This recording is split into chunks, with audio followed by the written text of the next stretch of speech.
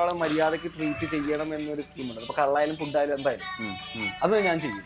അതിനിപ്പോ എന്ത് നെഗറ്റീവ് ആര് പറഞ്ഞാലും നമ്മൾ ട്രീറ്റ് ചെയ്യേണ്ട പോലെ ഞാൻ ട്രീറ്റ് ചെയ്യും. എന്റെ രീതി അങ്ങനെയാണ്. ഇതിപ്പോ ഞാൻ മാറ്റേണ്ട കാര്യമില്ലല്ലോ. അപ്പൊ ബ്രോ കള്ളു കുടിക്കുമെങ്കിൽ ബ്രോയ്ക്ക് വേണ്ട വിസ്കി എന്തെങ്കിലും ഉണ്ടാവും. ഞാൻ അങ്ങനെ സ്റ്റോക്ക് ചെയ്യുന്ന ഒരാളാണ്.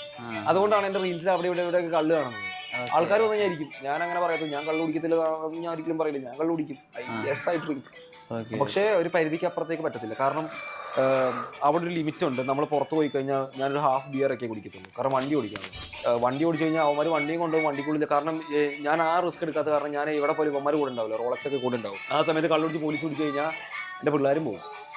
അതൊരു വലിയ റിസ്ക്.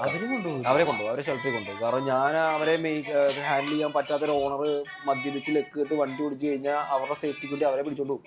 പിന്നെ എനിക്ക് തിരിച്ചു തരത്തില്ല. അത്രയൊക്കെ ചിന്തിക്കുന്നുണ്ട്. പിന്നെ അവര് ചിന്തിക്കുന്നുണ്ട്, ഞാൻ അതിനപ്പുറത്തോട് ചിന്തിക്കും. കാരണം എനിക്ക് എന്റെ പിള്ളേരെ കഴിഞ്ഞിട്ട് എന്തുള്ളൂ. അതുകൊണ്ട് അവന്മാരെ വെച്ച് റിസ്ക് എടുക്കാനുള്ള ഒരു പരിപാടിയും ചെയ്യുന്നു.